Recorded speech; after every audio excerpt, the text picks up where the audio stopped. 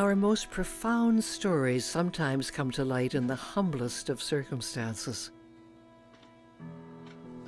This time, a suburban Canadian attic in 1989.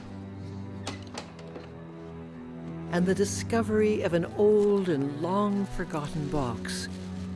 Its contents, however, so remarkable they would change the course of one man's life and forever alter our perception of the past. Our Papa is so sick he can no longer get up. If our dear Papa should die, what will become of us? More than 700 letters, dating back to the 1930s, now finally given voice. Their haunting story, a largely untold tragedy of near epic proportions.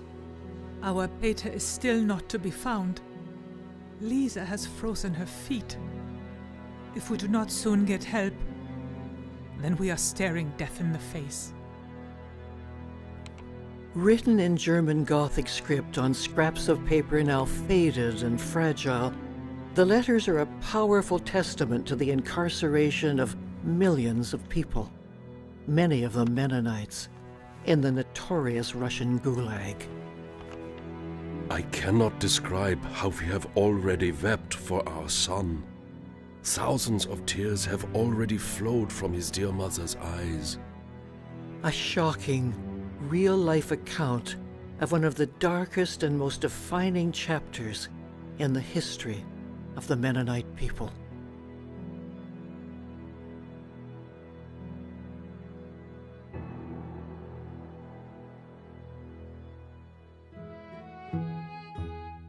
In the late 1780s, Russia's rich and fertile land was a dream come true for the road-weary Mennonites. Not only had they escaped the poverty and persecution of Western Europe, they had arrived in a country full of promise and promises. In return for settling the land, they were granted self-government and freedom of religion. And since pacifism was a cornerstone of the Mennonite faith, they received exemption from Russia's military service. For generation upon generation, the Mennonites thrived in their new home, growing their abundant crops, cultivating their flourishing communities. The colonies grew both in industrial strength and farming methods and institutional infrastructures that were set up. They built schools, they built everything that was necessary for a prosperous life. And the Mennonites became known as a very industrious, successful, farming, agricultural people. Peter Bargen was born in Russia in 1922. Peace and prosperity had given way to civil war and famine. Some Mennonites chose to leave the country, but for Peter and his family, the close-knit community of Tiga was home. Everybody knew everybody. Everybody knew everybody's business. And if somebody sneezed at one end of the village, you'd soon know it on the other end, type of thing. Because there's no communication line like the gossip line. And that was very prominent. People knew each other. And many were related. Peter's cousin, Maria, lived in the neighboring community of Altenau. There were about over 500 people in our village. It was not very big, but it was a very nice place. You know, and we children, there, I mean, we didn't have any toys. But in winter, what we did, we played in a barn. There we had about a dozen cows and horses, more horses yet. And, you know, we had only one lantern at the front, and then we played hide and go seek. We were lying on the cows, running under the horses. Oh, we had so much fun. When we were finished, we were sitting in the barn and were eating, they called it makucha, that was, sunflowers were pressed, and that were pieces. And there were just the shells and just a little bit of that inside. They had it for food for the animals. But we broke off and were sitting and eating that and enjoying ourselves. But even the smallest pleasures soon would be taken away. January 21st, 1924, marked the death of the Soviet Union's charismatic leader, Vladimir Ilyich Lenin, and the start of one of the deadliest and most repressive regimes in history. When Joseph Stalin first gained power, he continued some of Lenin's progressive policies, including allowing Russian farmers to employ workers and sell food on the open market. But as the farms expanded, so did the private commerce, an economic model that conflicted with communist ideology. Stalin was convinced that industrialization was the only way the country could protect itself from capitalism. So he came up with a plan, a 5-year plan, which he introduced in the spring of 1929. It called for huge increases in the production of coal, iron, and electric power. And in order to feed the growing ranks of industrial workers, the farmers who grew the food were required to join state collectives. Stalin wanted these people for other labors. He wanted them on the collective farm to do the work. And that pertained not only to the Mennonites. We were a very small element within the Russian population. There may have been, 100,000 Mennonites in this area? And there were millions of Russian peasants who were struck at the same way. It wasn't aimed at our people particularly, but since they happened to be landowners, it hit them particularly hard because they were so progressive. And because the Mennonite communities were largely self-sufficient, they were often a target for the Red Army in search of supplies, like grain not turned over to the collective, but instead secreted away as a hedge against the encroaching hunger. They came and swept everything away. They didn't leave us anything. Everybody had to bring everything to one place. You were not supposed to have any animals anymore. All the cows had to go in one barn. They belonged to the commune. And all the horses, they took everything away. Some resisted the collectivization of their land, like Peter Bargen's father, who was Reeve of Tika. In 1929, November the 7th, Dad came home from work and he said to Mom, we gotta go now. They've got a warrant for my arrest. If they arrest me, I'm toast. And in an hour, we were out of there.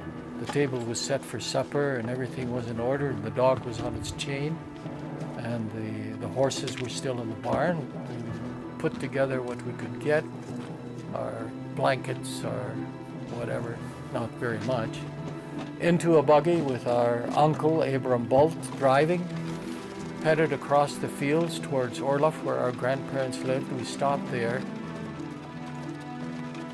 They came because we wanted to say goodbye to my grandmother. That was the main thing. My mother had made some a goose for supper, and we were all eating together. And I remember it so much because my little sister was 1 year old. She was sitting on a high chair beside Mother, and Mother had a plate, and she had, what do you call it, magen. She had cut it in pieces. It was so hard meat. She grabbed one piece and put it in her mouth, and it got stuck in her. And we thought she was all blue already. My dad took her and pushed it down with a finger and saved her that way. And that's why I always remember that when we had that last supper, because of that. But they were all there, and we had a good meal. But it was sad. We knew because one uncle went already, and we didn't see them anymore, so we knew it was the same thing. Under the cover of darkness, Peter and his family made their way across the harvested fields. By 3 o'clock in the morning, we were on our way. We were fleeing. That sense came because we were in a hurry, and we weren't coming back. And we missed the first railway station. Dad says if they're going to be looking for me, they'll be looking for me at the first railway station. So they missed that one and went to the next one, which turned out to be true, because they learned later that within hours they were looking for Dad. And they checked the first station and nobody had showed up, so they didn't bother going to the second. So we managed to get away. Just one day after Peter Bargen and his family fled Tiga, his 8-year-old cousin Lena and her family prepared to follow. Und dann haben sie uns zurückgeschickt. And they sent us back. They told us that the borders are closed and the train has already left, so we couldn't leave. Papa said, well, we have to leave. And as children, we were so happy and joyful because we were going to Canada. Gestoppt im Gefängnis, war nicht ganz gesund. But while on that trip, they stopped Papa and put him in jail. He wasn't healthy. And Mama took us back to our home. Nach uns Haus gekommen. Lena's father was just one of thousands apprehended for resisting the state's appropriation of his land and refusing to become an informer. As landowners, they were called kulaks, which in Russian means tight-fisted. By arresting the kulaks, Stalin had thwarted their collective punch. Peter's father had narrowly escaped imprisonment. Now the Bargen family found themselves in a run-down shack on the outskirts of the capital. I remember our life in Moscow in this little shanty where we stayed. It was the home of a Jewish tailor, and he let us have this room. And it was sort of divided. You go into the, supposing it's a sort of a shack, you go in the middle, and then there's a small hall, and on the left-hand side is our room, a large room where the Ben Clausens, my uncle, and we were. Across the hall was another room. And that was, we learned later, and this I heard, I wasn't aware of it at the time, but was occupied by, well, what we say, a lady of the streets. She was known, that's the way she made her living. She was just a common prostitute in the village. And she, of course, knew what was happening, because at this time, the authorities were going all around these villages, wherever they were, around Moscow and in Moscow. And these authorities came to our house, our hut, knocked on the door, and this lady answered the door. And they asked, you know, evidently who was there and who wasn't, or whether there was anybody around. She, I guess, denied it, but she wanted to steer them away, so she invited them in. And I guess they had quite a party. At least that's what the folks said. They had quite a party. And the fellows were feeling so good after they left, you know, they had to drink and whatnot and everything else.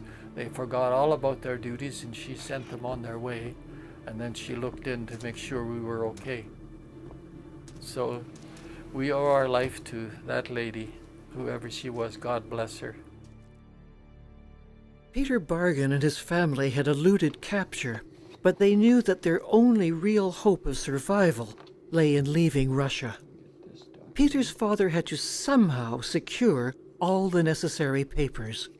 Dad had to get an exit visa, permission to leave Russia. He had to get a passport. He had to have also permission from another country, an entrance visa, a country that would accept us when we left Russia. So he worked with a group of university students, he says, trying to get these papers. And it was very difficult because they were working with the German embassy trying to get Germany to accept them, because Germany was the only country that would, because these were mostly German-speaking people. But the authorities, the Russian authorities, had put a cordon around the German embassy and wouldn't allow anybody in. But eventually, they managed to get one guy into the embassy. They sneaked him in. And he got the permission for whatever was involved. And Dad was one with also Uncle Ben and his family. And he got the entrance visa into Germany approved. So he had that document. Now he had to get the exit visa and the passport. But to get those, you had to go to your local authority and you had to have what is called a family list. On that family list, you would have to give all your personal data. And Dad says, how am I going to get a family list? You're supposed to get this from the place where you lived. And I lived there, but they're after me. If I just mention my name to these guys, I'm dead duck. You know, how am I going to get this list? He says, and then to get it signed and sealed by the local authority. How am I going to get this thing filled out? And it suddenly occurred to him, he says, he was walking the streets and he thought, man, what's the matter with me? I was the reeve of this district. He says, I've filled out more than enough of these things for friends of mine in the past years. What's the matter with me? I can make my own list. I know how to do it. I have the papers. I know the protocol. I know the procedure. I'll make my own list. I'll make it for myself and I'll make it for Uncle Ben and his family, which he did. Now, local authority. Well, you got the local authority was the authority where you lived. Well, now we lived in this little village. We didn't live over there anymore. So I'll have to take it to this village authority, which he then did. He says, okay, I'll go there and see if I can get the signature of the chairman and the seal of the district, and then I can get my other papers and we're free. So he went to this office and he walked in. There's this Mr. Secretary, Comrade Secretary, sitting on the side. So, yes, what can I do for you? Well, Comrade, I'd like you to have your chairman sign these and put the seal on it. This is the family list, you know, that we're supposed to. Oh, let's see. Yeah, well, okay. You know, he says, I'll give you the seal. I have it here, but the chairman is in the office next door here, and he'll have to sign this before I put the seal on it. So why don't you just go in and see him and see if he'll sign it, okay? Dad turns around, he looks at the wall, and what did he see? His poster. His wanted poster on the wall of this office. But he went and he knocked on the door and somebody said, come in. He walked in, and here's this young communist, his feet on his desk, you know, and talking to two other guys, an animated conversation over something. And he just looked up and he says, yes, what can I do for you? And Dad says, well, the Comrade Secretary sent me in here. He'd like you to sign these papers. Oh, and he just reached over and he took it and he signed it. In the meantime, he was talking to these guys. He was in the midst of a big conversation of some kind, and he took it and he handed it back, and Dad took it and he says, thank you, Comrade. And he turned around and he walked back and he gave it to the secretary, who looked at it. Yeah, it's okay. So he took out the seal and he put a seal on it, and Dad took it and said, thank you very much, Comrade, and walked out. And he said, he collapsed about half a block away. You know, he just had to pause and get his self-control back. Armed with the signed and sealed documents, the Bargens arrived at the central train station. but their escape was still far from certain. Well, we boarded the train in Moscow in a very crowded station, and it was packed with people because you couldn't reserve anything. If you were there and were able to get on, you could get on the train and go, and if you didn't get on, that train left in after, let's say it was scheduled to stop for 3 minutes, and that's what it stopped, and then after 3 minutes it moved.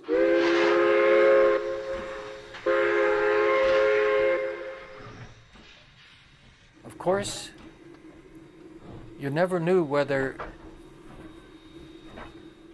the train would go in the right direction or not, because often people would load up and the train was redirected and would end up in Siberia or some Gulag. That has happened time and time again, because of those 20,000 people that were around Moscow at that time, 5,000 got out at that time. 15,000 didn't get out. They either were sent back home to nothing because all their property had been confiscated, or they were sent directly from there into the gulags.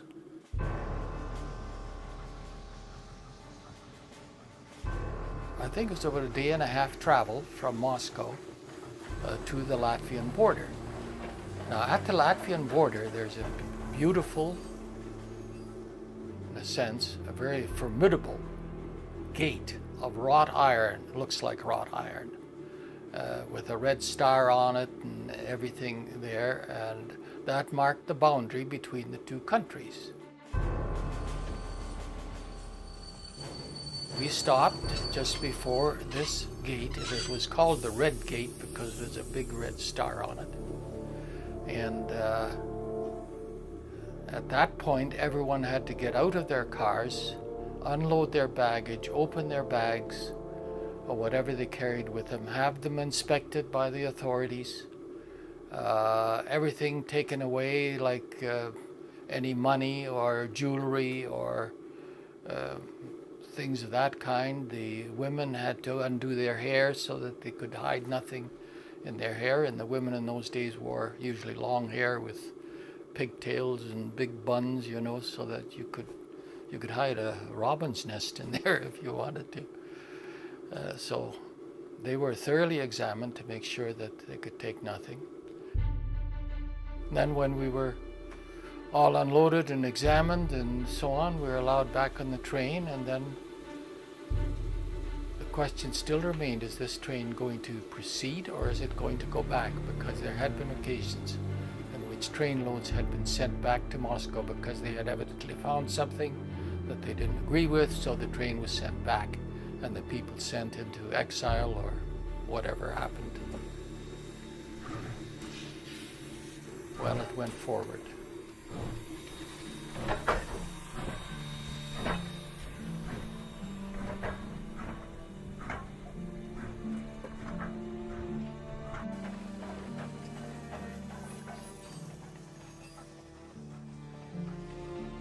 We did cross through the Red Gate into Latvia.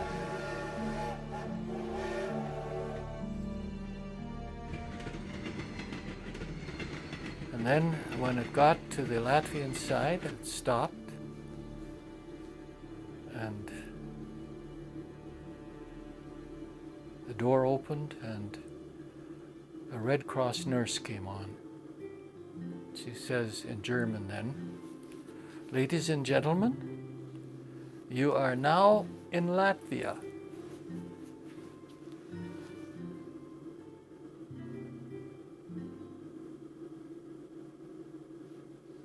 Suddenly a lonely voice starts singing, "Nun danket alle Gott." Now thank we all our God, with heart and hand and voices. Their mighty things has done, and him our heart rejoices. And somebody else picked it up, and suddenly there was a roar, everybody singing, "Nun danket alle Gott."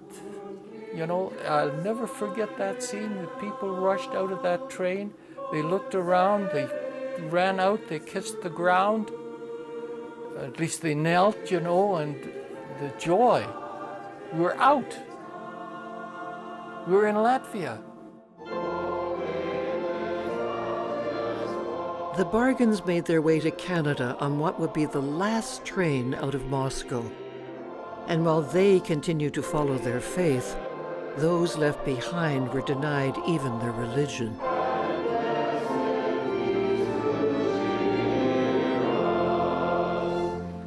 They started with the churches. They didn't want us to have services anymore, no Sunday school.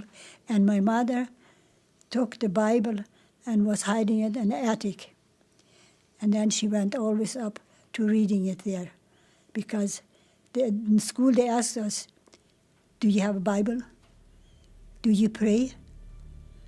And we were so scared. Maria's father, wealthy by communist standards, was arrested and tortured before being banished to a Gulag prison camp in the frigid north. Left alone, Maria's mother struggled to provide for her 3 young children. We were like those children in Africa, big stomachs and thin legs. And then we found out that in the neighbor village there was a cheese factory. We could get them whey. And then every day I got a jug of whey, and then 3 times a day we got a little glass of whey at 6 o'clock, 8 o'clock in the morning, at 12 o'clock, and then at 6 o'clock. My little brother and sister, they were sitting watching the clock, how it was turning. They didn't play nothing. They were too weak. And that kept us alive.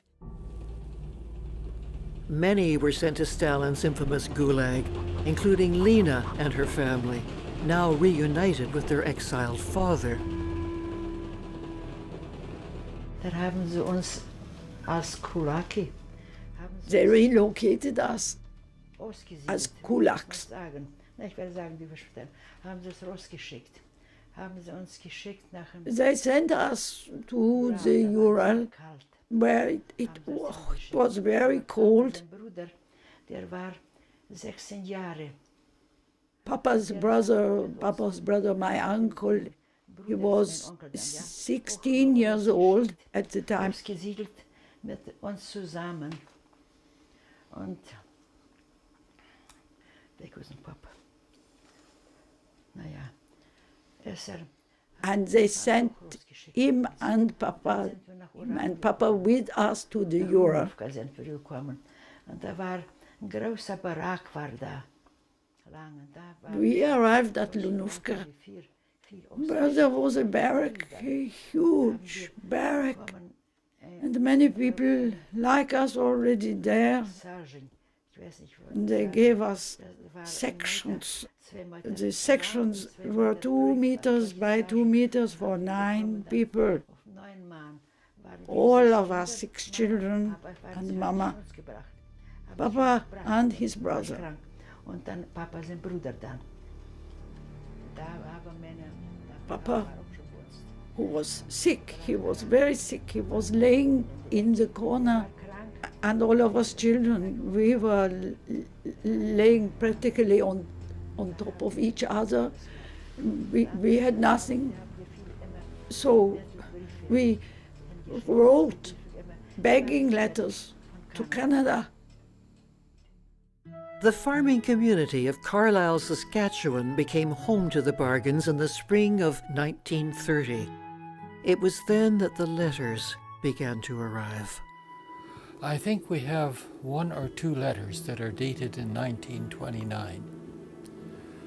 And then in 1930 they really started. A letter from cousin Lena was one of the first. I really do not like writing letters. Our Papa is so sick he can no longer stand up. So sick he is.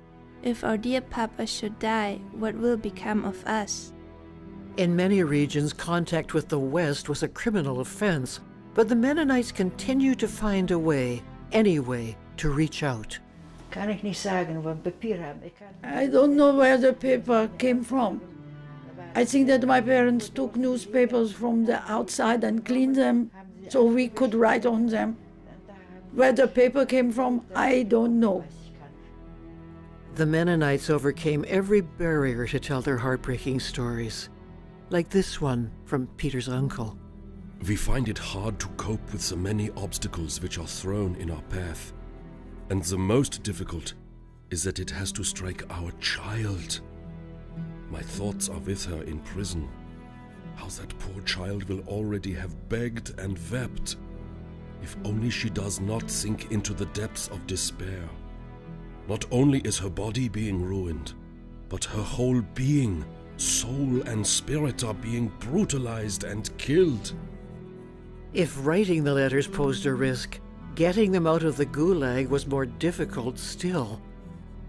How they got out, I can't explain it, except in many ways there are indications that they would get someone else to mail them or go to a different station. There were some routines that they could follow in which there was a greater chance of them getting out than if they used the normal channels of getting out. And a lot would depend upon the local authorities as to how strict they were and how strict the censorship was. The higher positioned guards of the police did read our letters. For that reason, we couldn't write openly what was eating at our hearts. Instead, our parents told us to talk through the flowers. Most of the letters were very careful in what they said and how they said it.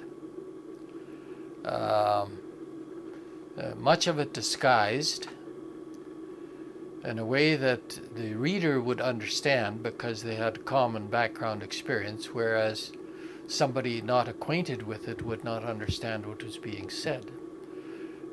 You can call that reading between the lines, but it's actually even a little more than that.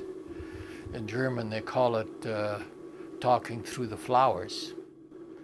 In one letter, and I think it was Grandma Regier that wrote, and we have enough to eat, and we have a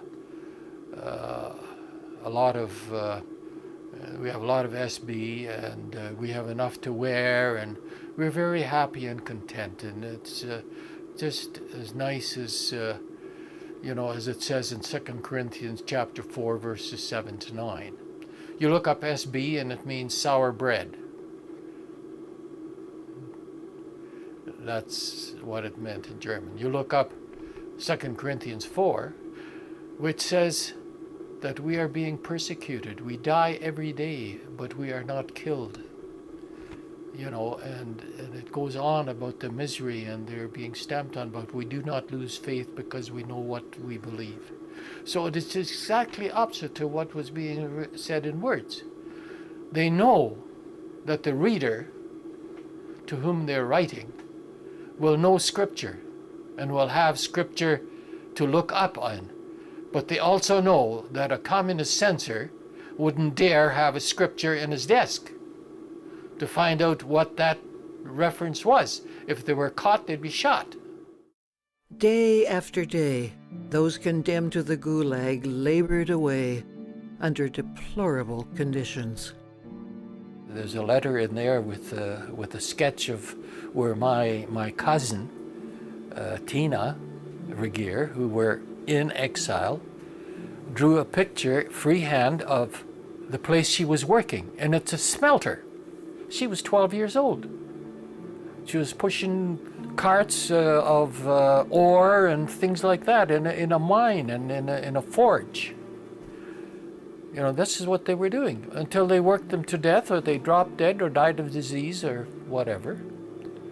But you read the letters, and it was just a matter of time before people would die. Like Uncle Jake, he died in short order. This letter, written by Peter's aunt, is dated January 24th, 1932. I have very dangerous and hazardous works as well. I must chop down trees in the forest. It is often very cold and an average of 1 meter of snow, so that you often sink into the snow up to your hips. Not so long ago, a young girl was killed by a falling tree and crushed into the snow so far that only the corner of her dress was visible. and so we are full of fear from one day to the next.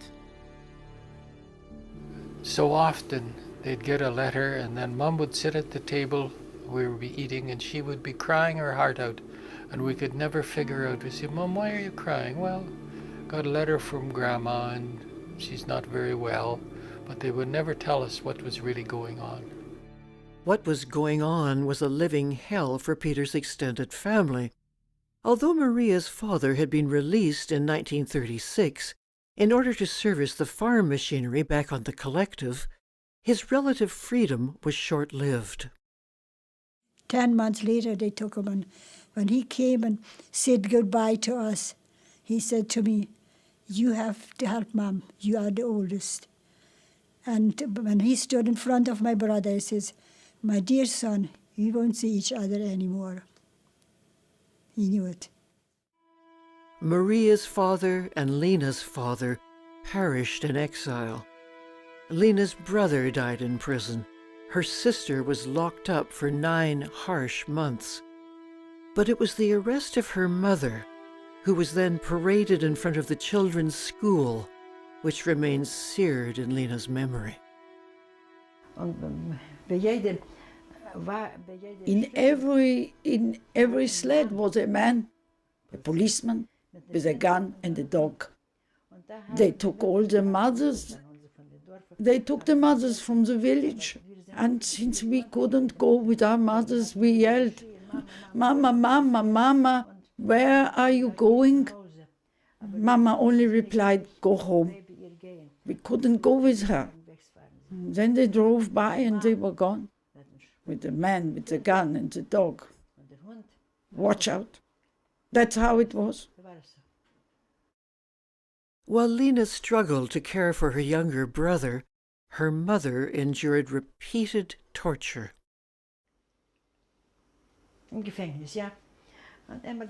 At the jail, yeah, at night, a police officer would shout for my mother, who was over 40 years old at the time.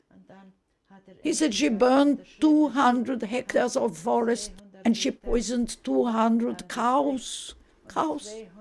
Cows, yeah, cows. And that she had to sign a confession. She said she wouldn't sign because she hadn't done anything, hadn't even worked there. So he beat her and sent her back. The next night, he shouted for her again.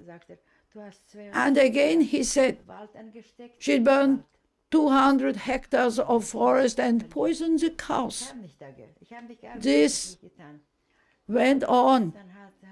It went on for several nights in a row.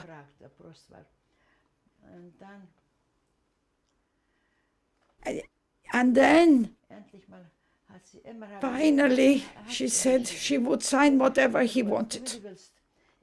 She said she didn't do it, but they had beaten her so often and said that they would hang her. So she signed. She was sentenced to 1 year and 6 months in jail.